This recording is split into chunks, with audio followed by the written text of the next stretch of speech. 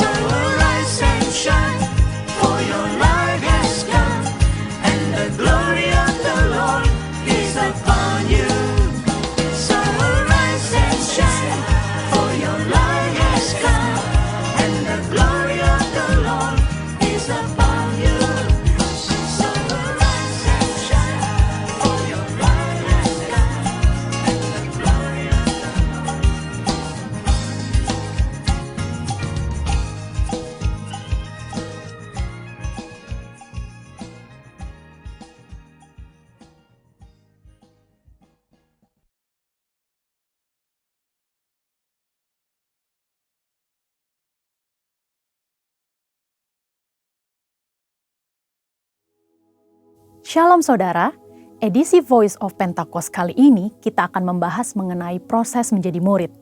Sebagian besar dari kita pernah mengenyam pendidikan sebagai seorang murid. Siapa sih seorang murid itu? Ia adalah seseorang yang memiliki komitmen, kerendahan hati, dan keinginan yang kuat dalam dirinya untuk selalu belajar dan menyelesaikan tugasnya. Nah, seorang murid membutuhkan guru yang mampu menuntun dan mengajarnya, sampai murid itu menjadi ahli di bidangnya dan bisa menduplikasi apa yang pernah dibuat oleh sang guru. Tuhan Yesus ialah sang guru agung. Ia memerintahkan murid-muridnya untuk pergi ke segala bangsa, guna memberitakan Injil dan memuridkan orang-orang yang belum diselamatkan. Sebagai pengikut Tuhan, kita juga termasuk murid-muridnya yang bertugas melanjutkan pemberitaan Injil, menyebarkan kebenaran firman Tuhan untuk menuntaskan amanat agung. Memang tidaklah mudah dalam mengerjakan pemberitaan Injil. Maka dari itu, para murid memerlukan bantuan Roh Kudus untuk dapat menyampaikan pesan dengan hikmat. Roh Kudus akan menolong sehingga hal yang sulit itu dapat dikerjakan dengan baik. Sebelum mengutus para murid, Yesus memanggil orang-orang untuk dimuridkan sebagai proses persiapan. Mereka diberi pengajaran untuk dapat mengenal Tuhan dan kerajaan-Nya. Ada 3 hal yang perlu dilakukan untuk memastikan bahwa murid-murid siap melakukan tugas penting ini. Langkah pertama ialah mau menerima panggilan dan mengikuti Yesus. Siapa sajakah yang dapat menerima panggilan untuk mengikuti Yesus? Yaitu orang-orang yang berasal dari berbagai latar belakang berbeda, dipanggil untuk menjadi pengikut Tuhan Yesus, diperlengkapi dengan firman, dan diberi kuasa untuk melakukan tugas penyelamatan. Banyak orang muda yang beranggapan bahwa menjadi murid adalah sesuatu yang membosankan, karena banyak menekankan hal-hal batiniah mereka. Pandangan itu tidak tepat, karena menjadi murid Kristus adalah kehidupan yang penuh gairah kudus yang akan membawa kepada kepuasan dan kebahagiaan. Yohanes 8 ayat 34 berkata, "Sesungguhnya orang yang berbuat dosa ialah hamba dosa." Dosa mengikat manusia dan membuat orang melakukan hal-hal buruk dan salah berulang-ulang sampai menjadi kebiasaan berdosa. Sebagai murid yang menerima panggilan, kita perlu memiliki kebiasaan baru yang menyenangkan hati sang guru. Untuk mengubah kebiasaan lama menjadi baru, diperlukan proses yang disebut pemuritan. Pemuritan akan membawa kebiasaan baru dalam kehidupan orang-orang yang melakukannya. Tujuan Yesus memuridkan ialah agar para murid siap melakukan tugas yang besar, yaitu pemberitaan kasih Tuhan yang menyelamatkan manusia dari dosa. Salah satu aspek penting yang perlu dimiliki oleh seorang murid adalah memperbesar kapasitas manusia rohnya. Yang kedua ialah murid bersedia untuk diajar. Untuk mengalami perubahan hidup dari manusia lama menjadi manusia baru, murid-murid perlu firman Tuhan yang disampaikan terus-menerus sampai mereka memiliki kerelaan hati untuk mau berubah, diajar, dan taat melakukan perintah Tuhan. Sikap inilah yang sangat diperlukan pada diri seorang murid. Karena tanpa hati yang mau diajar, orang akan terus-menerus mengalami pergumulan dalam batinnya ketika menerima firman. Kita belajar dari Simon Petrus. Ia adalah seorang nelayan. Tuhan Yesus berkata bahwa Simon Petrus akan dijadikan penjala manusia. Seorang nelayan menjadi seorang rasul, ini merupakan suatu lompatan yang sangat besar. Apa yang menjadikan Petrus bisa mengalami perubahan sebesar itu? Jawabannya adalah hati yang taat, mau belajar, dan diajar oleh kebenaran firman Tuhan yang didengarnya. Dalam pengiringannya bersama Yesus, sedikit demi sedikit terjadi perubahan dalam diri Simon Petrus. Firman Tuhan berkuasa mengubah hidup manusia dengan catatan orang tersebut membuka hatinya untuk mau diajar dan taat. Hal ketiga yang perlu dilakukan oleh seorang murid ialah bergantung sepenuhnya kepada Roh Kudus. Ini adalah aspek paling penting yang Tuhan Yesus ajarkan kepada murid-murid. Ia menjalani kehidupan yang sangat bergantung kepada Roh Kudus. Ia memerlukan pelatihan dan praktek dalam kehidupan sehari-hari. Dalam Kisah Para Rasul 1 ayat 8 berkata, "Tetapi kamu akan menerima kuasa kalau Roh Kudus turun ke atas kamu, dan kamu akan menjadi saksiku di Yerusalem dan di seluruh Yudea dan Samaria dan sampai ke ujung bumi." Murid-murid diajar mengenai mujizat, melihat Yesus melakukan mujizat, dan akhirnya mempraktekkan mujizat kepada orang yang membutuhkan. Inilah teladan yang Tuhan ajarkan untuk generasi saat ini.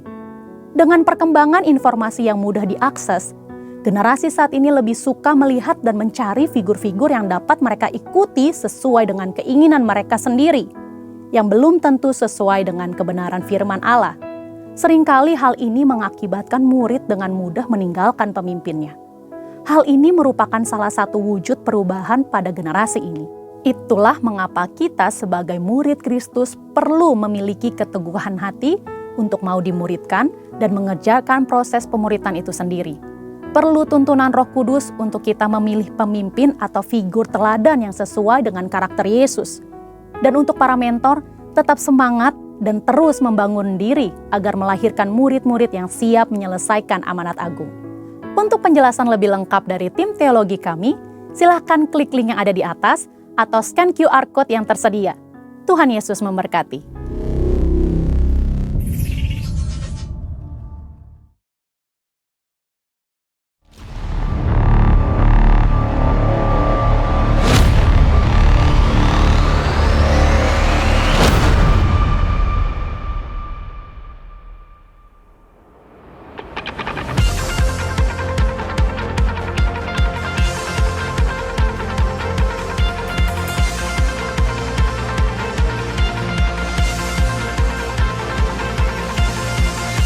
Tuhan telah berfirman, dari gelap terbit terang yang bersinar.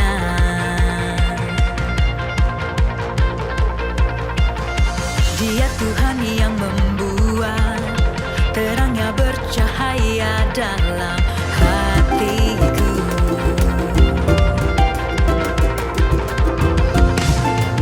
Kebenaran-Mu yang membawa hidupku bersinar terang, bawa kemuliaan-Mu.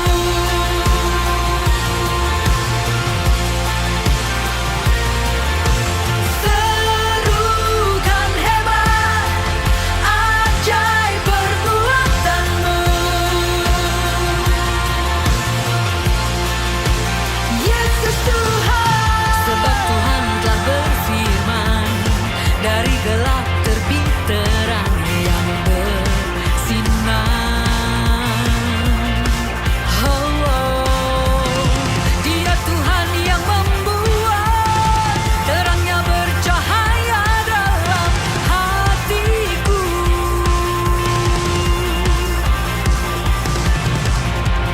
Kuasa-Mu yang menjadikan hidupku bersinar terang, bawa kemuliaan-Mu.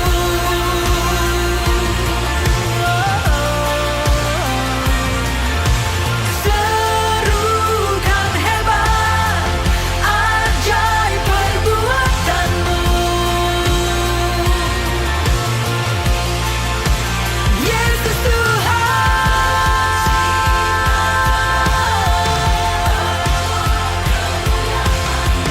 bawa kemuliaan-Mu. Saksikan dahsyat kuasa kemenangan-Mu. Yesus Tuhan, kian bertambah terang hidupku dalam-Mu. Selamat pagi saudaraku, Shalom. Shalom. Ada sukacita pagi hari ini. Haleluya, saya melihat wajah-wajah cerah, wajah-wajah kemuliaan Tuhan. Berikan tepuk tangan buat Allah kita. Haleluya. Mari sejenak kita lupakan apa yang menjadi pergumulan kita. Kita lupakan HP kita. Karena saatnya saat ini kita menyenangkan hati Tuhan. Kalau beberapa hari yang lalu kita sudah merayakan Paskah, di mana Yesus membuktikan cintanya untuk kita. Mari pagi hari ini kita bawa cinta kita untuk Tuhan. Kita buktikan bahwa kita pun mencintai Tuhan kita. Dengan kita saat ini beribadah dengan membawa hati yang penuh sukacita. Mari kita akan tundukkan kepala. Mari kita bersama-sama bersyukur. Berikan ucapan syukur kita atas penyertaan Allah yang luar biasa.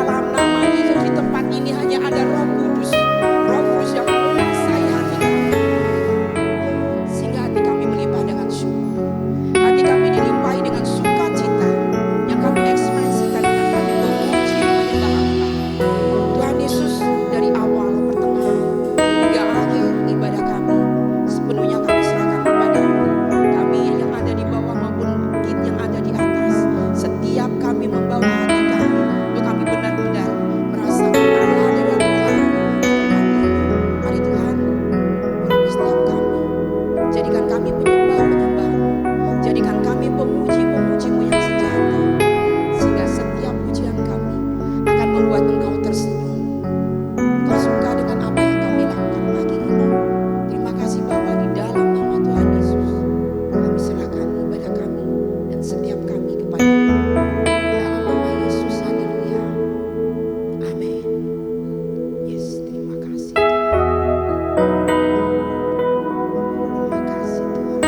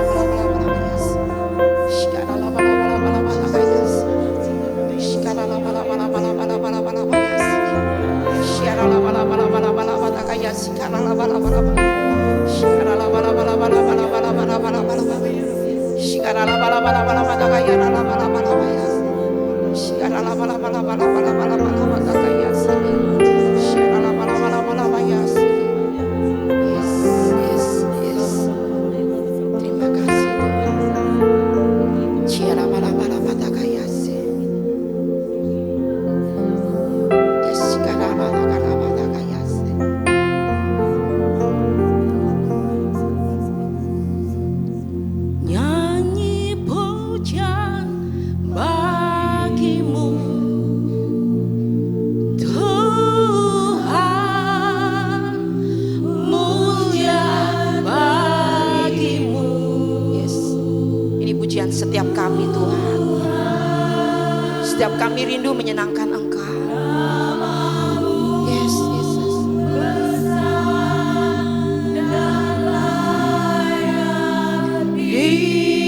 Dipuji, Nyanyi pujian bagimu. nyanyi pujian bagimu. Amin. Amin Tuhan. Terus rasakan ada hadirat Tuhan di tempat ini. Kiara laba laba laba yasi, kiara laba laba. Yes, yes. Amin Tuhan. Namamu besar dan layak dipuji. Mari rasakan ada hadirat Tuhan di tempat ini. Nyanyi pujian, Berikan nyanyianmu buat Tuhan. Yes. Berikan lagumu buat Tuhan. Yes. Amin Tuhan. Kiara laba laba laba laba yasi. Shikara laba laba laba laba laba laba laba yasi. Shikara laba laba laba laba. Yes. Namamu besar Tuhan. puji. Yes Yesus. Nyanyi pujian bagimu Tuhan. Engkau senang dengan pujian kami Tuhan. Engkau senang dengan lagu-lagu kami Tuhan.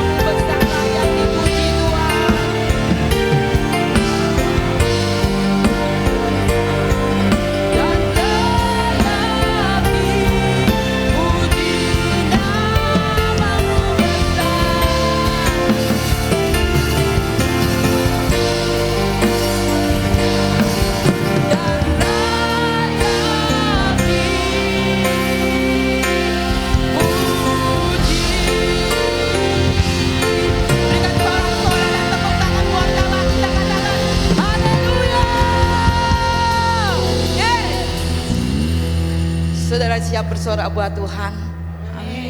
Dia penebus kita. Dia hidup buat kita. Dia mati buat kita. Dan dia bangkit buat kita. Itu bukti bahwa Allah kita Allah penolong buat kita. Yes. Mari kita akan pujikan pujian ini.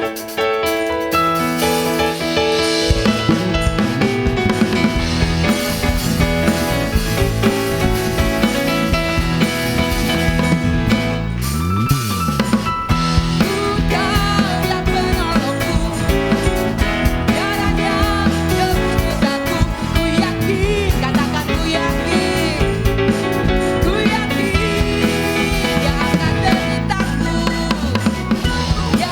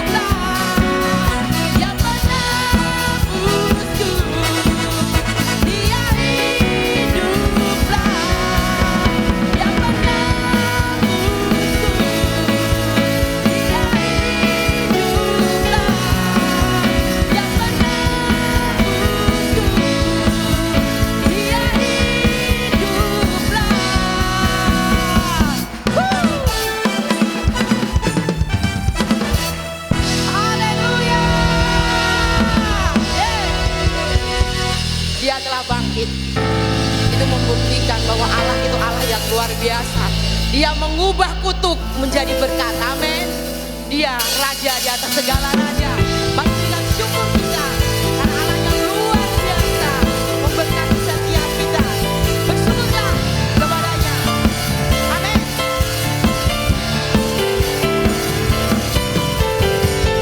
Bersyukurlah kepadanya, bawalah pujian baginya. Karena dia siapa? Yes, karena dia raja.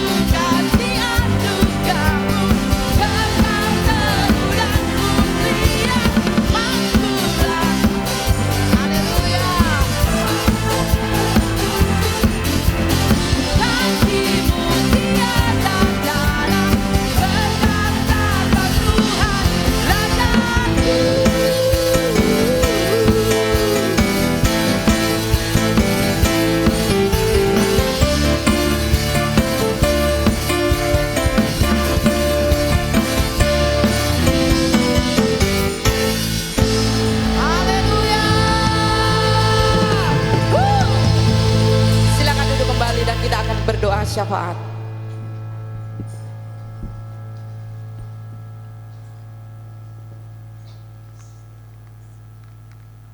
Terima kasih Bapak yang baik, terima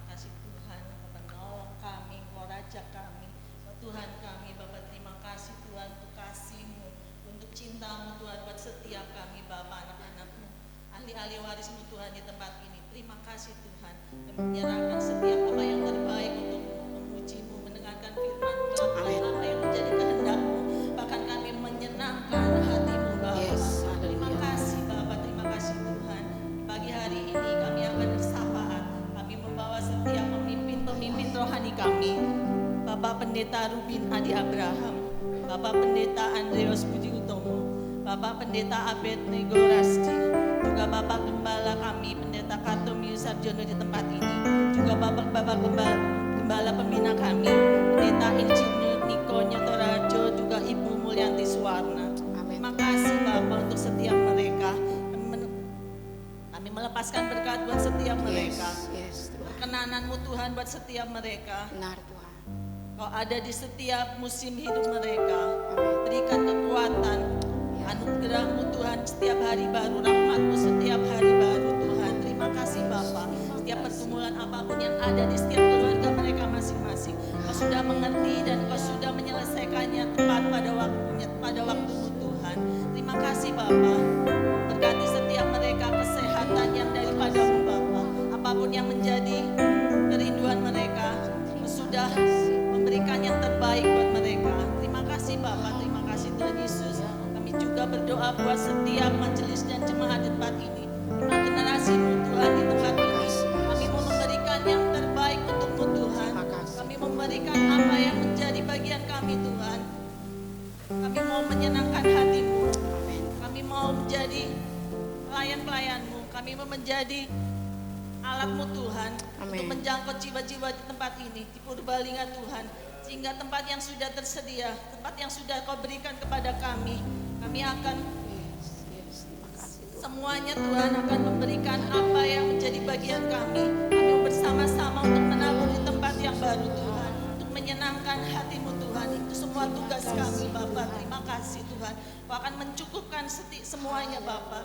Terima kasih Tuhan, keunitian di antara setiap kami, majelis-Mu Tuhan di tempat ini, bersama-sama untuk membangun, untuk menjadikan kota Purbalingga memuji kebesaran-Mu bersama-sama Tuhan. 5 generasi, 18 kecamatan di Purbalingga. Terima kasih Bapak, terima kasih. Setiap kegiatan yang ada di gereja kami, dari Senin sampai Minggu Tuhan, memberkatinya Bapak. Setiap Amin. pelayan-pelayan Tuhan yang terambil bagian, beri hati-Mu Tuhan sehingga kami menyenangkan-Mu Bapa. Terima Amin. kasih Tuhan Yesus, terima kasih. Kami juga berdoa buat kota kami Purbalingga dan bangsa kami Indonesia. Shalom Purbalingga, shalom Salam Indonesia, shalom Purbalingga. Terima kasih Tuhan untuk memimpin bangsa kami yang baru. Kau memberkati mereka, berikan ketepatan orang-orang yang akan membantu mereka dalam pemerintahan, orang-orang yang tepat dan di tempat yang tepat Tuhan, sehingga kesejahteraan bangsa, rakyat Indonesia ada di tangan-Mu Tuhan. Beri hati mereka hati yang takut akan Tuhan, dan Amin. mereka memimpin bangsa Indonesia dengan takut akan Engkau. Terima Amin. kasih Bapak. 18 kecamatan Tuhan kami rebut di dalam nama Tuhan Yesus. Terima kasih Bapak, terima kasih. Sebentar kami akan mendengarkan setiap sabda firman-Mu. Kami juga akan menerima tubuh dan darah-Mu Tuhan. Sucikan, kuduskan setiap kami, sehingga kami menerima tubuh dan darah-Mu dengan benar Tuhan. Berkati Bapak Gembala kami akan menyampaikan firman-Mu. Firman yang daripada-Mu, apa yang menjadi isi hati-Mu buat setiap kami. Terima kasih Bapak, terima kasih. Hanya di dalam nama Tuhan Yesus kami sudah berdoa dan mengucap syukur. Haleluya.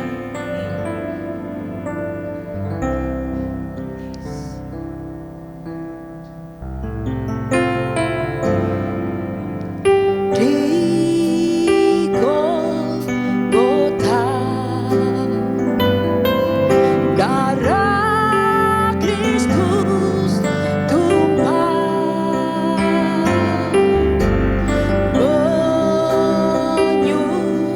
menyucikan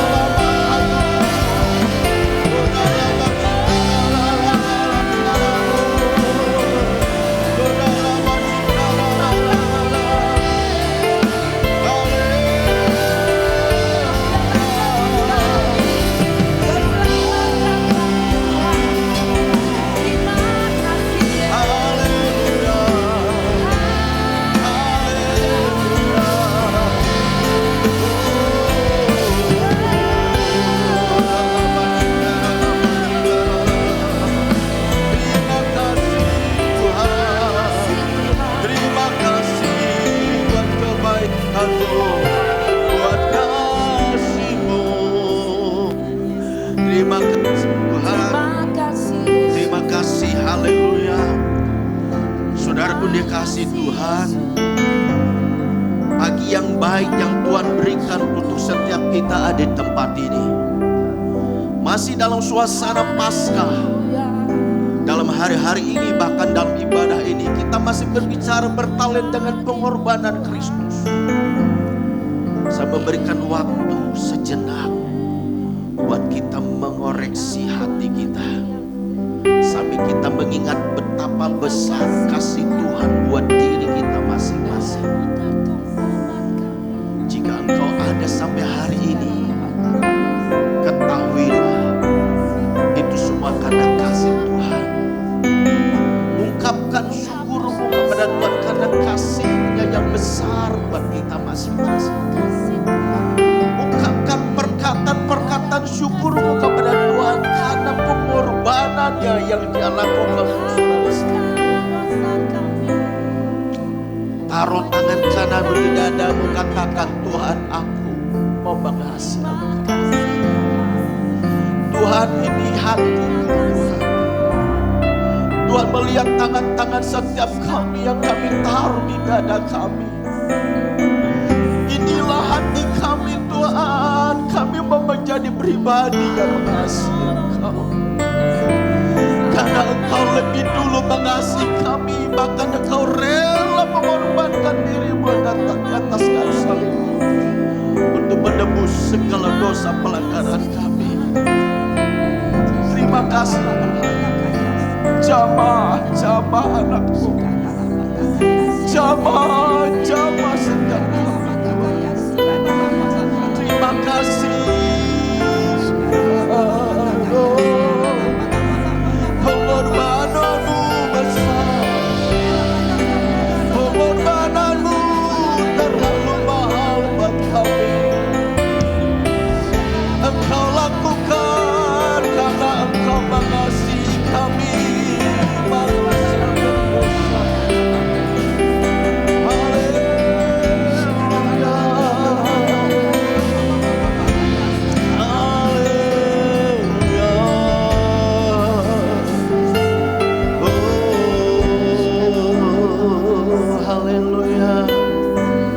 Terima kasih Tuhan, terima kasih, haleluya, amin. Kasih Allahku sungguh telah terbukti ketika Dia serahkan anaknya. Kasih Allah mau berkorban bagi kau dan aku. Tak ada kasih seperti kasih-Mu. Kasih Allahku sungguh telah terbukti, amin. Ketika Dia serahkan anaknya. Oh, kasih Allah mau berkorban bagi kau dan aku. Tak ada kasih seperti kasih-Mu. Katakan bersyukurlah, amin. Bersyukur karena kasih setiamu. Ku sembah, ku sembah, ku sembah, dan ku sembah. Selama hidupku, ku sembah Kau. Katakan selama hidupku, selama hidupku, ku sembah Kau. Katakan selama hidupku, selama hidupku,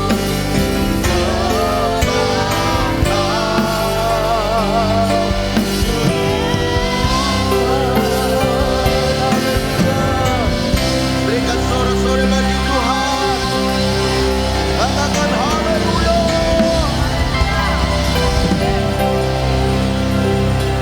Terima kasih Bapak, terima kasih Bapak. Ini pujian kami umat-Mu pagi hari ini.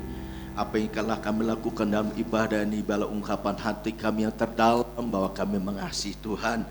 Dan kau bersyukur jika kami ada sampai hari ini. Kami percaya itu semua karena pemeliharaan-Mu Bapa yang Tuhan nyatakan bagi kami. Dan tiba saatnya kami akan mendengar isi hati-Mu, yaitu firman-Mu. Biarlah Engkau berbicara lebih jauh kepada setiap kami, supaya pesan firman Tuhan yang kami dengar hari ini, pesan firman Tuhan yang membawa kami untuk terus mau bangkit dan bertumbuh dalam Tuhan, menjadikan kami menjadi pribadi yang tambah mengasihi Engkau Tuhan. Terima kasih Tuhan Yesus, sehingga setiap kami ketika pulang tidak seperti kami datang, tapi kami pulang ada sukacita Tuhan, ada damai sejahtera Tuhan mengalir dalam kehidupan kami. Terima kasih Tuhan, urapi hamba-Mu apa yang telah hamba persiapkan. Jika tanpa tuntunan-Mu, maka semuanya akan menjadi sia-sia. Oleh karenanya Tuhan Yesus, hamba rindu apa yang keluar dari bibir mulut dan hamba-Mu, perkataan firman Tuhan yang memberkati kami semuanya. Terpujilah nama-Mu, dalam nama Tuhan Yesus Kristus kami berdoa, serta kami siap untuk menerima berkat firman Tuhan pagi ini. Haleluya. Yang siap mendengar firman Tuhan dan menjadi pelaku firman Tuhan, kita berkata amin. Tuhan Yesus memberkati kita sekalian. Silakan duduk. Shalom semuanya. Kita bersyukur karena ini kita kembali dipertemukan dalam suasana penuh sukacita karena penyertaan Tuhan yang begitu luar biasa dalam kehidupan kita sekalian. Nah, hari ini kita akan bersama-sama untuk bicara hal-hal yang masih bertalian dengan Paskah, tentang kasih Tuhan, tentang pengorbanan Tuhan. Ya, hari ini saya bicara tentang kasih dalam Paskah. Itu tema firman Tuhan, yaitu kasih dalam Paskah. Ada 4 tujuan Allah ketika Dia menyatakan kasih-Nya dalam Paskah itu. Lalu apa keempat tujuan itu? Nah, saya rindu keempat tujuan dari Paskah yang Tuhan nyatakan bagi kita. Pagi hari ini kita simak bersama-sama, dan ketika kita menyimaknya tentu kerinduan saya supaya firman Tuhan ini menjadi konsumsi buat kita secara rohani, supaya kehidupan rohani saudara saya kita tetap terus semakin bertumbuh, semakin kuat berakar di dalam Tuhan. Amin. Berikan tos kiri kanan, bilang begini, supaya Tuhan, supaya kita bertumbuh dalam Tuhan, gitu ya. Tapi sambil senyum ya, bilang loh, kalau saudara melot nanti bisa salah ngerti loh temanmu loh. Bisa-bisa masa bilang begitu aja matanya sampai melotot tuh, hati saya nggak sejahtera ya. Tapi semuanya dengan senyum, amin. Nah, kita buka firman Tuhan dalam Injil Yohanes pasal yang ketiga, ke-16 hingga ayat yang ke-18.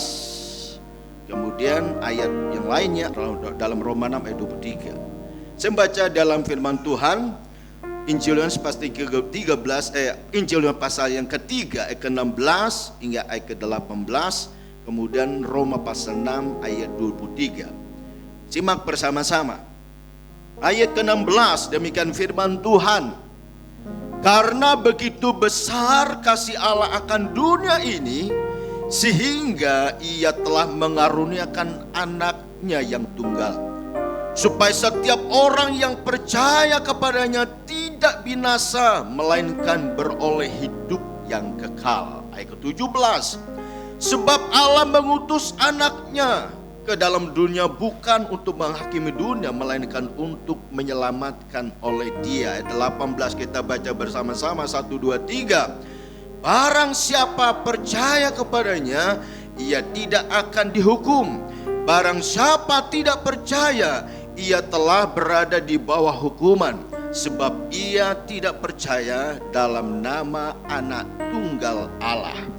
Lalu ayat yang selanjutnya, Roma pasal 6 ayat 23 berkata demikian. Sebab upah dosa ialah maut, tetapi kasih Allah ialah hidup yang kekal dalam Kristus Yesus Tuhan kita. Katakan amin. Bapak Ibu dan Saudara dikasih Tuhan, lewat apa yang telah kita baca, baik itu dalam Injil Yohanes maupun dalam Roma pasal 3 ayat ke-23, kita akan perhatikan bersama-sama hal-hal yang masih bertalent tentang kasih Tuhan. Apa keempat tujuan dari kasih Allah yang Dia nyatakan dalam Paskah? Apa yang Allah mau inginkan atau yang mau Allah sampaikan buat kita, yang merupakan tujuannya menyatakan kasih-Nya dalam Paskah. Ya. Perhatikan yang pertama, tujuan Allah menyatakan kasih-Nya di dalam Paskah. Yang pertama itu adalah untuk mengampuni, katakan untuk mengampuni. Ya. Di dalam Injil Yohanes tadi dengan jelas berkata, karena begitu besarnya kasih Allah akan dunia ini, sehingga Dia mengaruniakan anak yang tunggal, supaya barang siapa yang percaya kepadanya boleh mendapatkan keselamatan dan pengampunan, tapi barang siapa yang tidak mengenal Dia dan berada dalam hukuman. Bahkan dalam Roma pasal yang ke-6 hingga 23 tadi jelas, ya. Jadi kasih Allah yang Dia nyatakan dalam Paskah itu tujuannya pertama itu adalah untuk mengampuni, ya. Di dalam 2 Korintus pasal yang ke-5 ayat 21 bilang seperti ini, Dia yang tidak mengenal dosa telah dibuatnya menjadi dosa, dibuatnya dosa karena kita, supaya di dalam Dia kita dibenarkan oleh Allah. Bapak, Ibu, dan Saudara dikasih Tuhan, fokus pengampunan yang Allah berikan, yang Dia nyatakan dalam Paskah, fokusnya adalah kepada manusia. Pertanyaannya, mengapa fokus pengampunan itu ditujukan kepada manusia? Ada apa dengan manusia, ya? Sehingga dia harus diampuni. Dan untuk memperoleh pengampunan itu harus lewat seorang manusia yang tidak berdosa, yaitu Yesus Kristus. Ada apa dengan manusia? Alkitab berkata di dalam Roma yang ke-3 23 dengan jelas berkata, ya, sebab semua manusia telah berbuat dosa dan telah kehilangan kemuliaan Allah. Sebab semua manusia telah berbuat dosa dan telah kehilangan kemuliaan Allah. Akibat dosa adalah maut, ya. Semua manusia telah berbuat dosa dan telah kehilangan kemuliaan Allah. Setelah manusia berada dalam belenggu dosa, diikat, diperbudak oleh dosa, dan Alkitab berkata akibat dosa itu sangat fatal. Apa akibatnya? Akibat dari keberdosaan manusia itu, yang pertama kita dihantui oleh ketakutan dan rasa bersalah. Kita dihantui oleh ketakutan dan rasa bersalah. Yang kedua, kita putus hubungan dengan Allah. Lalu yang ketiga, kita dikendalikan oleh keinginan dosa dalam kehidupan kita. Di dalam Kejadian pasal 3 ayat pertama hingga ayat ke-11 mengisahkan tentang manusia yang pertama. Ketika mereka jatuh dalam dosa karena melanggar perintah Tuhan, ketetapan Tuhan. Ketika mereka ada di Taman Eden, Tuhan berkata, semua pohon yang ada dalam taman ini boleh kamu makan, tapi ada pohon yaitu pengetahuan baik dan jahat, kamu jangan makan. Ternyata ketika iblis masuk ke dalamnya, iblis menggoda mereka. Singkat cerita, kalau kita baca di situ, akhirnya manusia itu jatuh dalam dosa. Kenapa? Mengambil buah pengetahuan baik dan jahat, lalu itu dimakan. Ketika mereka melakukan itu, ketika mereka dengar Tuhan Yesus Allah pada waktu datang, mereka dihantui oleh ketakutan. Ada rasa bersalah. Kenapa? Karena telah melakukan pelanggaran terhadap apa yang Tuhan perintahkan. Mereka tidak boleh makan buah pengetahuan baik dan jahat, tapi mereka lakukan karena godaan dari si ular tadi. Setelah itu putus hubungan dengan Tuhan. Kalau kita baca di situ dikatakan kata mati itu bukan secara mati jasmaninya, tapi itu menunjukkan hubungan dengan Tuhan yang terputus. Ketika manusia dibelenggu oleh dosa, maka keinginannya selalu diperbudak hal-hal yang berhubungan dengan keinginan dosa. Dan akibat dari dosa selanjutnya adalah kebinasaan atau kematian yang tidak ada akhirnya. Kematian kekal. Saudaraku yang dikasihi Tuhan, manusia kalau kita tuh melakukan pelanggaran, entah tuh di pekerjaan, entah tuh kalau kita pada sekolah, kalau kita melakukan suatu pelanggaran, biasanya kita tuh dihantui oleh rasa bersalah itu begitu kuat. Ketika kita dipanggil, aduh bingung mau jawab apa. Kenapa? Karena kita sudah melakukan yang namanya kesalahan, dosa jauh-jauh. Kita punya anak bagi yang sudah berkeluarga. Ketika anak kita itu kita panggil, dia melakukan kesalahan, pasti dia itu alot untuk ketemu dengan kita. Pasti dia punya alas bermacam-macam. Kenapa? Ia takut. Kenapa takut? Karena dia sudah melakukan yang namanya kesalahan. Siapa yang sudah berkeluarga? Dapat tambok seperti kayak minggu yang lalu. Saya tanya, siapa yang keluarga? Semuanya anteng semua. Nggak ada yang angkat tangan. Berarti jomblo-jomblo kabeh.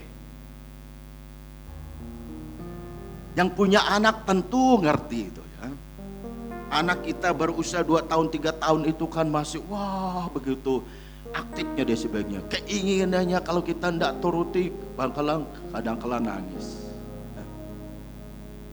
Saya teringat anak saya, nggak usah jauh-jauh. Nah saya itu eras ini dulu lagi usia berapa tahun? Sekitar 3 tahun lah. Kita udah kasih tahu di rumah.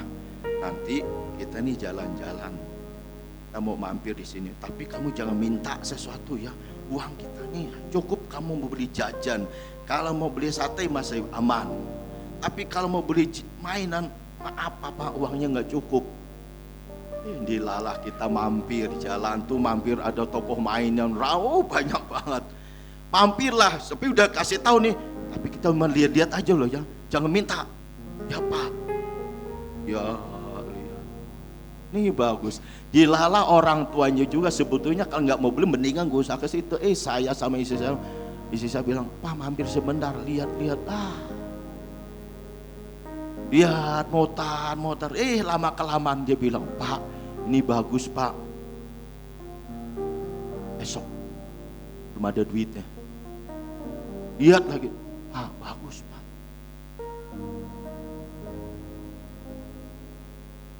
Karena dia cuma nongol situ, tambah kepinginnya, tambah memuncak.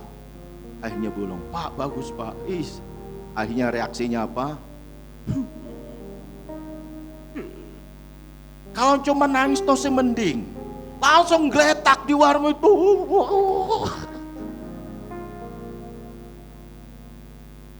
Walah,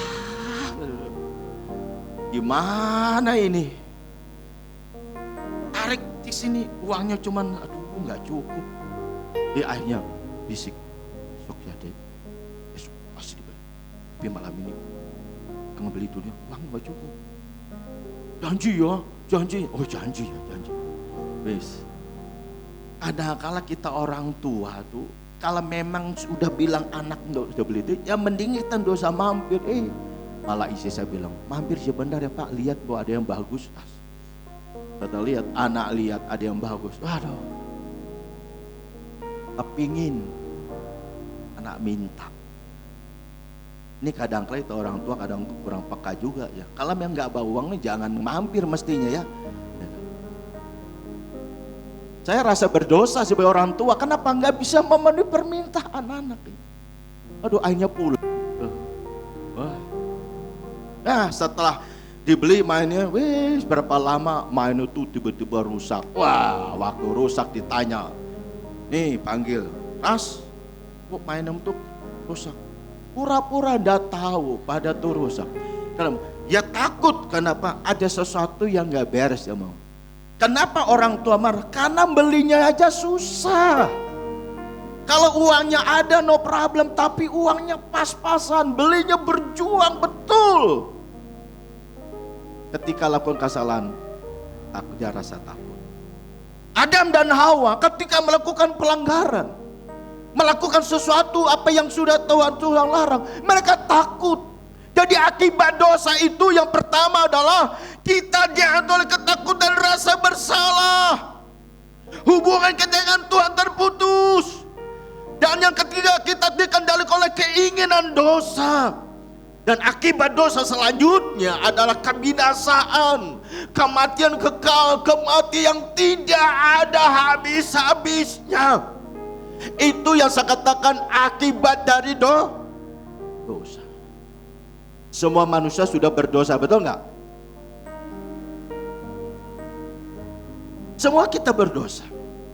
Tapi ketika kita menyadari kita manusia berdosa, kita meresponi kasih Tuhan, maka saudara saya menjadi orang yang boleh mengalami yang namanya penebusan dosa.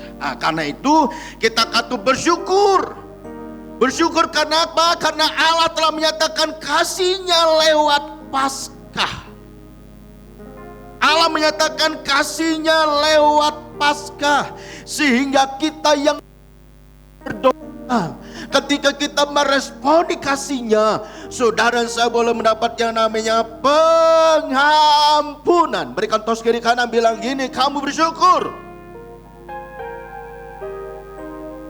Semuanya anteng kabeh ya. Kita harus bersyukur. Karena apa? Karena kita mendapatkan yang namanya pengampunan. Alkitab berkata di dalam Roma pasal 4 ke 7 bilang begini, berbagailah orang-orang yang diampuni segala pelanggaran-pelanggarannya, yang ditutupi dosa-dosanya. Di dalam Mazmur 32 ayat 1, berbagailah orang-orang yang diampuni pelanggarannya, yang dosanya ditutupi atau dilupakan oleh Allah. Oleh karena itu saudara dikasih Tuhan, ketika kita sudah mendapatkan pengampunan dosa, yang seyogyanya kita dihukum, kita binasa, tapi karena kasih Allah yang Dia nyatakan dalam Paskah, kita yang penuh dengan dosa, ketika kita meresponi kasih-Nya, kita boleh mendapatkan pengampunan. Ketika kita sudah memperoleh pengampunan, mari kita menjadi umat Tuhan yang mengasihi Tuhan, melayani pekerjaan Tuhan, supaya hidup kita menjadi berkat. Amin. Berikan sorak-sorai buat Tuhan kita Yesus Kristus. Bilang kiri kanan, mari kita tambah setia melayani Tuhan, jadi berkat, karena kita semuanya telah diampuni. Amin. Kasih yang kedua, yang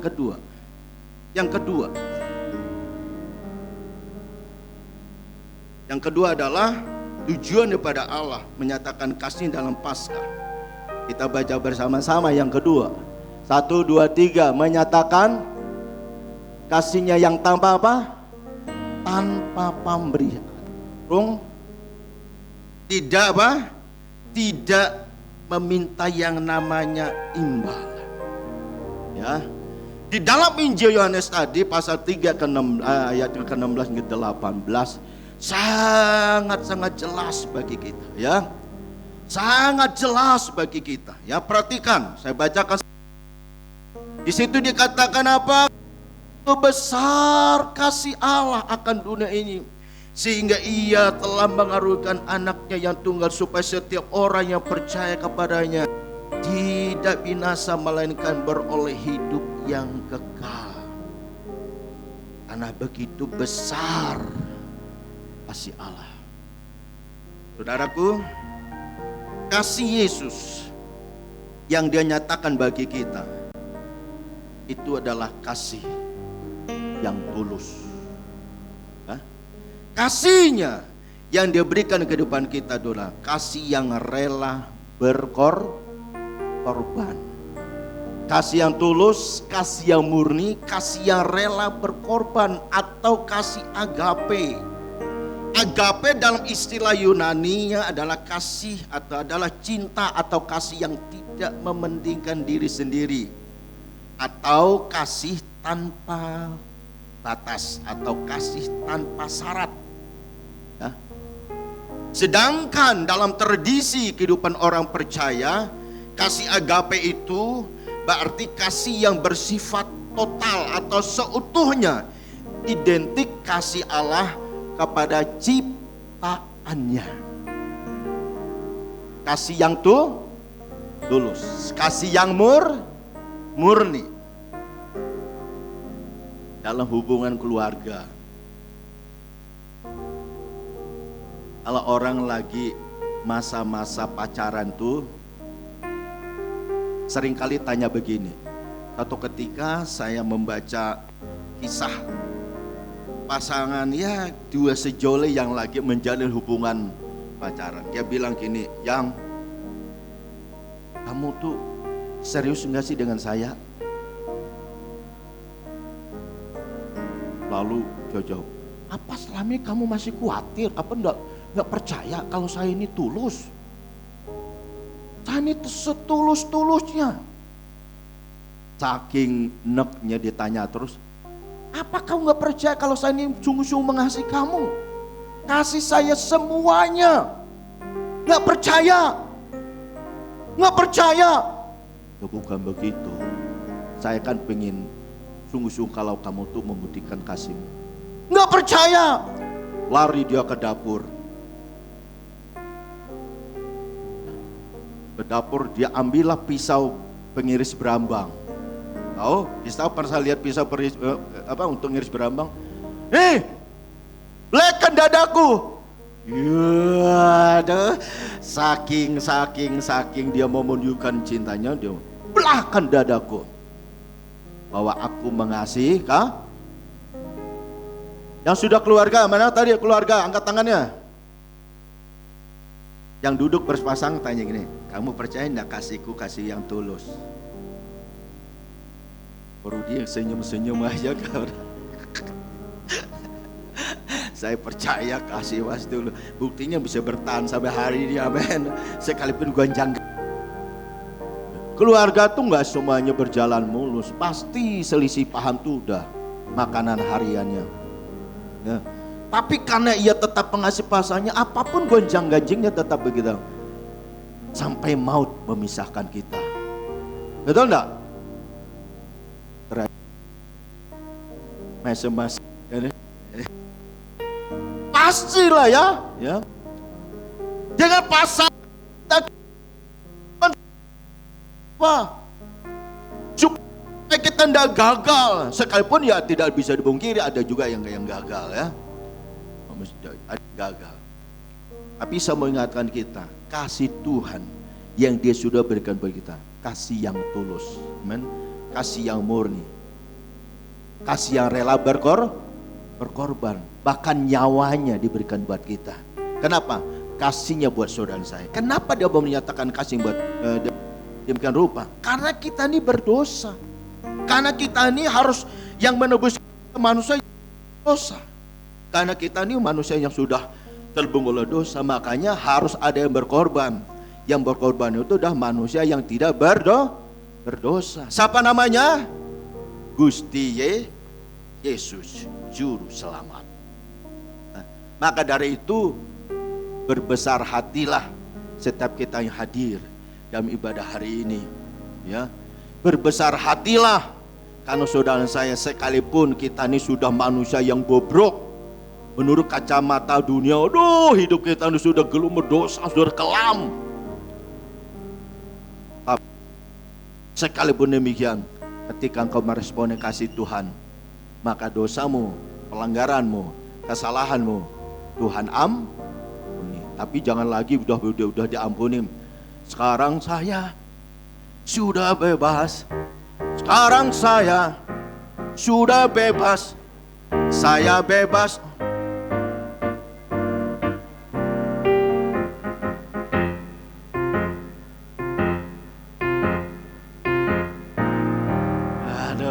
Amin. Ini lagu ini kalau menurut Yusuf Roni paling gak disukai ketika ada dalam tahanan, dalam penjara. Enak teman, mereka habis pelayanan pergi, mereka habis pelayanan pulang, bisa hai-hai, bisa kemana-mana saja. Kita yang dalam penjara ini Habis ibadah langsung apa? Masuk apa? Masuk kamar. Mereka datang lagi nyanyi, sekarang saya sudah bebas. Itu nyanyi yang tidak disukai setiap narapidana ketika ada di dalam tahanan. Tapi kita ini kan bukan narapidana. Betul? Bilang kiri kananmu, kamu bukan narapidana. Kita berdosa, iya. Tapi dosa itu ketika engkau meresponi kasih Tuhan, dosamu diampuni. Dan kasihnya itu diberikan buat kita, kasih yang tanpa pamrih. Kasihnya murni. Maka dari itu, tunjukkan bahwa kita ini orang yang telah dibebaskan oleh Tuhan. Amin.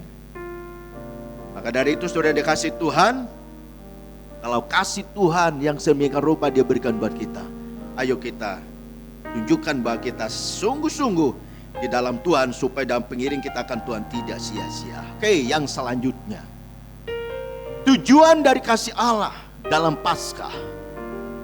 Perhatikan yang ketiga. Yang ketiga adalah untuk apa? Untuk menyelamatkan. Ya? Untuk menyelamatkan.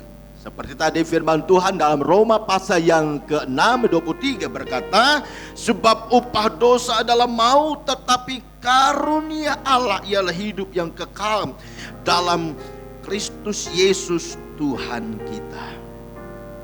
Artinya apa? Artinya kasihnya membebaskan kita dari sekedar kebinasaan yang harusnya kita dihukum, tetapi diluputkan dari hukuman. Dalam firman Tuhan dalam Efesus pasal yang kedua ayat 8-9, sebab karena kasih karunia kamu diselamatkan oleh iman. Itu bukan hasil usahamu, tetapi itu pemberian Allah dan seterusnya. Karena itu jangan ada orang yang memegahkan dirinya. Karena keselamatan ini Tuhan berikan. Banyak orang cari selamat, saking pinginnya supaya dia selamat, dikasih namanya apa? Selamat. Supaya apa? Dia selamat. Sekalipun namamu selamat, tapi kalau nggak percaya Yesus, nggak akan pernah selamat. Karena keselamatan itu hanya dapat kita peroleh di dalam Tuhan kita Yesus Kristus. Kalau orang biasa perjalanannya jauh, biasa kalau kita tetangga kita yang mau pergi bilang begini. Atau ketika saya ngobrol-ngobrol dengan tetangga, ini bapak ini agak di luar kota, cukup jauh. Sebelum dia pulang, berapa hari kemudian dia pulang tuh dia bilang gini, Pak Pendeta, saya berapa hari ke depan saya udah mau pulang. Doakan ya Pak, supaya selamat. Sampai itu, saya bilang gini, siapa? Saya berdoa supaya Bapak dipimpin Tuhan. Saya bilang begini, supaya Bapak ada dalam penyertaan Allah ya Pak. Iya Pak, supaya Bapak sekeluarga akan dari pakai tetap dalam pelindungan Gusti Allah ya Pak. Bapak bisa selamat mulai dari sini sampai ke rumah Bapak dengan selamat dan tidak kurang suatu apa. Iya Pak Pendeta, iya. Aduh. Akhirnya saya bilang, Pak, karena kita sudah cukup akrab, lalu saya bilang, tak doakan ya Pak. Boleh apa orang? Ya mau Pak Pendeta, matur nuwun. Namanya mau didoakan masa orang uli. Monggo Pak, saya senang Pak kalau Bapak berdoa. Wah langsung saya mau berdoa Pak. Tadinya pengen mau pakai bahasa Jawa, tapi mau kesalahan jadi akhirnya.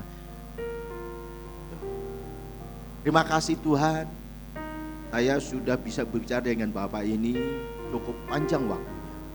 Kami sudah bercerita tentang pengalaman hidup, keluarga dan pekerjaan sampai hari ini.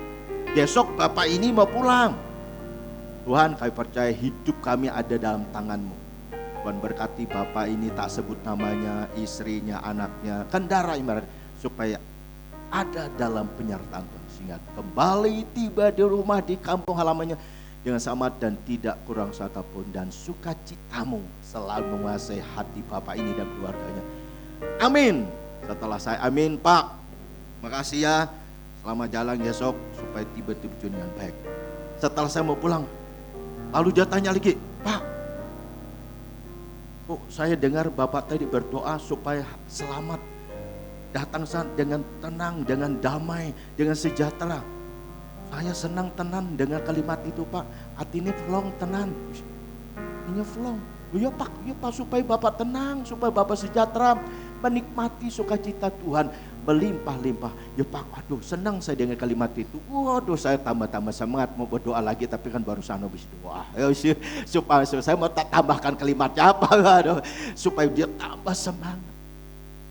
Orang dalam perjalanan saja, keluar kota, apalagi kalau luar negeri, kalau perjalanan waktu yang sudah mencapai waktu yang sekian puluh jam, tang atas pesawat, apa mendadak dikduk, perjalanan sekian jam.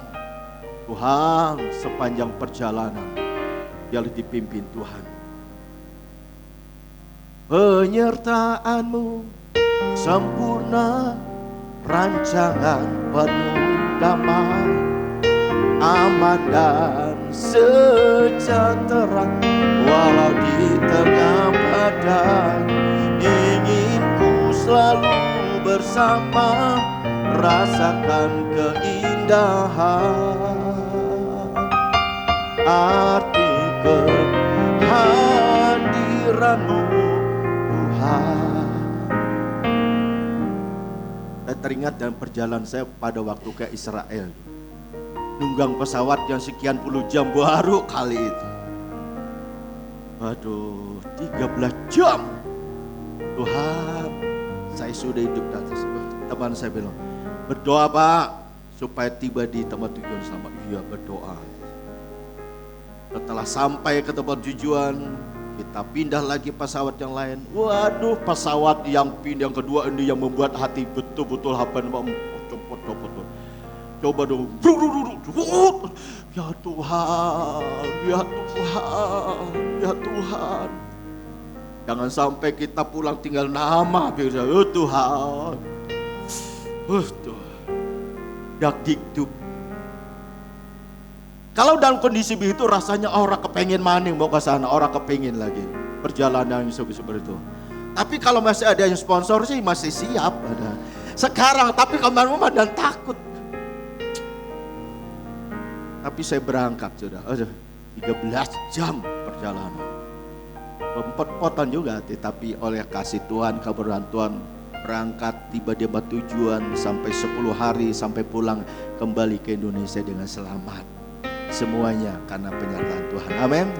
Sekali lagi saya katakan, dalam perjalanan kita dalam dunia ini, kita pingin selalu ada dalam penyertaan Tuhan, dalam keadaan baik dan selamat. Apakah lagi jiwa kita? Amin.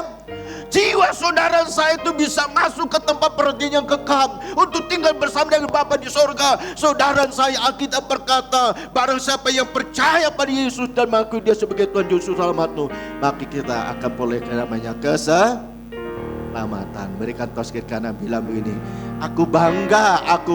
Bilang kiri kanan, aku bangga, aku boleh mengenal Yesus sebagai Tuhan dan Juru Selamat. Amin. Aduh, ngos-ngosan juga saya tanya. Oke, yang terakhir supaya nggak kepanjangan, yang keempat, tujuan Allah menyatakan kasih-Nya lewat Paskah. Mari kita baca bersama-sama, 1, 2, 3. Membawa kita hidup dalam kemenangan. Membawa kita hidup dalam kemenangan. Mengapa? Karena kematian dan kebangkitan Kristus mengalahkan dan menghancurkan kuasa maut. Ya, kita bisa menjadi umat Tuhan yang berkemenangan karena Kristus telah menang atas dosa. Yang ketiga, karena kemenangan kita adalah kemenangan yang sifatnya kekal. Karena itu kasih-Nya yang Dia nyatakan dalam Paskah adalah kasih-Nya yang bawa kemenangan dalam kehidupan kita sebagai gerejanya. Bapak Ibu bisa melihat dalam firman Tuhan 1 Korintus 15 ayat 54 hingga 58, kemudian Roma 8 ayat 35 hingga 39. Ya, itu jelas. Hai maut, di manalah sengat. Dan seterusnya dari sini. Jadi karena kematian Kristus, kebangkitannya, Ia menang atas kuasa maut. Dan karena kematiannya, Ia menang atas kuasa dosa. Karena kematiannya membawa kita hidup dalam kemenangan. Sekali lagi Toskeri Kana bilang gini, ingat loh, kita ini orang yang telah ditebus. Dan kita ini adalah orang yang membawa hidup dalam kemenangan. Amin. Waduh, ditebus dan dibawa hidup dalam kemenangan. Sebagai terakhir, ya, penutup, kasih Allah yang dinyatakan dalam Paskah ada kasih tanpa batas, tanpa bersyarat, tak terhingga dan mulia. Karena apa? Karena memberikan pengampunan, kasihnya tanpa pamrih, kasihnya menyelamatkan, kasihnya membawa kemenangan bagi kita sekalian. Amin. Mari kita bersama-sama berdiri. Tuhan Yesus memberkati kita sekalian. Dan akan pujian yang mengatakan, telah kulihat bukti kasih-Mu.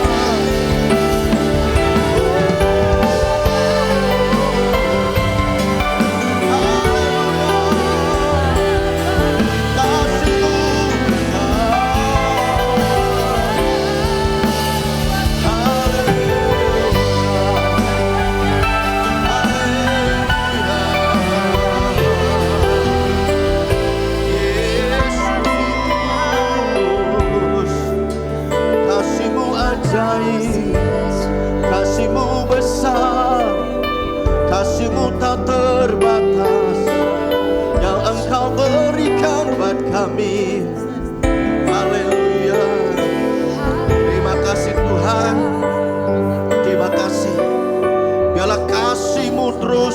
kehidupan kami. Kasih-Mu Tuhan yang terus membuat kami tambah mengasihi-Mu Tuhan. Terima kasih Tuhan Yesus, terima kasih kami ada sampai hari ini.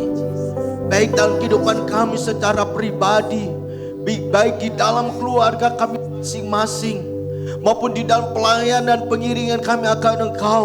Demikian dalam aktivitas anak-anak kami sekolah, aktivitas pekerjaan kami, dan aktivitas dan pelayan dan pengiring kami akan Engkau. Sampai hari ini kami masih bisa berjalan sebagaimana mestinya. Kami sadar itu semua bukan karena kekuatan kami, tapi semuanya hidup kami adalah kasih-Mu dan pemeliharaan-Mu Tuhan. Oleh karenanya, buat hati kami tambah mengasihi Engkau Tuhan. Hamba-Mu berhenti berbicara. Mari Allah Roh Kudus yang terus bekerja atas setiap kami anak-anak-Mu, untuk menyingkapkan lebih dalam lagi kebenaran firman-Mu, agar firman Tuhan yang kami dengar hari ini, kasih dalam Paskah, kasih yang Tuhan sudah nyatakan dalam Paskah adalah kasih yang mengampuni, kasih yang menyelamatkan, kasih tanpa pemberi, kasih yang bawa kami hidup dalam kemenangan. Materaikan itu di hati kami, agar firman Tuhan itu berakar, berbuah, dan membawa kami semakin dewasa dalam Tuhan. Apapun himpitan, apapun tantang yang kami hadapi hari-hari ini, ketika kami ingat pengorbanan-Mu, kasih-Mu, membuat kami bangkit, membuat kami berkata bahwa Engkau Bapa kami yang baik, yang tidak pernah meninggalkan kami, yang lemah dikuatkan, yang susah dihiburkan, yang sakit dengan mujizat kesembuhan, yang hari-hari sedang mundur ke kerohaniannya, mulai hari ini dan seterusnya dibuat untuk terus bertumbuh, dibuat rohnya tetap menyala-nyala dalam Tuhan. Terima kasih Tuhan, terpujilah nama-Mu. Dalam nama Yesus Kristus berdoa, kami syukur untuk firman, dan kami juga akan sebentar bersekutu dengan tubuh dan darah-Mu. Tuhan berkati roti dan anggur yang sebentar kami akan makan dan minum bersama-sama. Biarlah ketika kami makan roti dan minum anggur, kami ingat kasih-Mu, pengorbanan-Mu 2000 tahun yang lalu. Semuanya Kau lakukan karena Kau mengasihi kami manusia yang berdosa. Tuhan berkati roti dan anggur ini. Terpujilah nama-Mu. Dalam nama Yesus kami berdoa, bersyukur untuk firman-Mu, dan kami siap bersekutu dengan tubuh dan darah-Mu lewat roti dan anggur pada pagi ini. Haleluya. Mari Bapak Ibu dan Saudara dikasih Tuhan, persiapkan perjamuan kudus kita masing-masing. Jika ada di antara kita yang belum mendapatnya, silakan mengambil di bagian asar tadi yang sudah disiapkan. Dengarkan firman Tuhan, dan ketika mereka sedang makan, Yesus mengambil roti, mengucap berkat, memecah-mecahkannya, lalu memberikannya kepada murid-muridnya dan berkata, ambillah, makanlah, inilah tubuhku. Saudaraku yang kekasih, bukankah roti yang kita pecah-pecahkan, yang ada di tangan kita adalah persekutuan dengan tubuh Tuhan kita Yesus Kristus? Amin. Amin. Mari kita makan bersama-sama.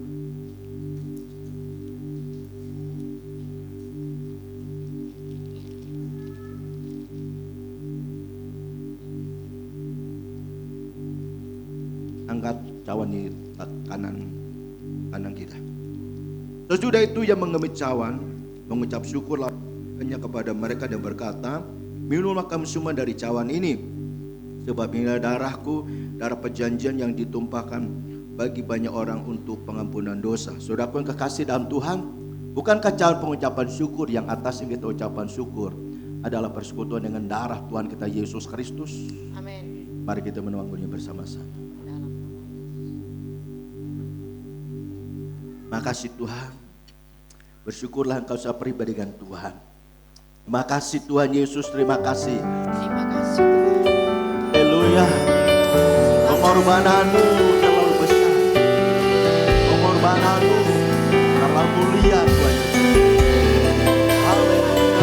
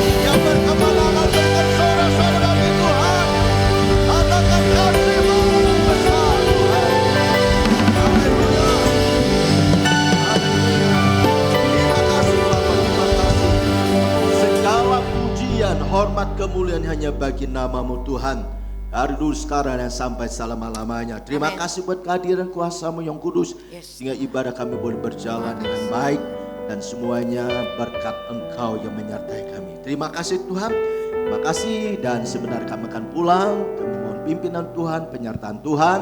Biarlah langkah demi langkah kami, perjalanan kami, apapun transportasi kami, Tuhan yang memimpin, menyertai, sehingga semua kami boleh kembali pulang tiba di rumah. Kami boleh berjumpa dengan keluarga kami, boleh menikmati berkat-berkat Tuhan. Sukacita Tuhan melimpah atas kehidupan kami semuanya. Persiapan ibadah yang kedua nanti sore kami serahkan, agar Romo yang sama memimpin kami, memberkati kami dan melawat kami, sehingga ibadah-ibadah kami lakukan ibadah yang hidup, yang mendatangkan kemuliaan bagi nama Tuhan. Terpujilah nama-Mu, dalam nama Yesus kami berdoa. Haleluya. Mari saudaraku yang kasih Tuhan, angkat kedua tanganmu dan arah hatimu, agar kita boleh menerima berkat pada Tuhan. Tuhan yang memberkati setiap kita yang hadir dalam ibadah pagi ini. Dia juga yang sentiasa memberikan perlindungannya bagi kita. Tuhan yang menyinari setiap kita dengan wajahnya dan memberikan kasih karunia. Tuhan juga yang menghadapkan wajahnya kepadamu dan memberikan kau damai sejahtera. Sekarang Bapak Ibu dan Saudara dikasih Tuhan, pulang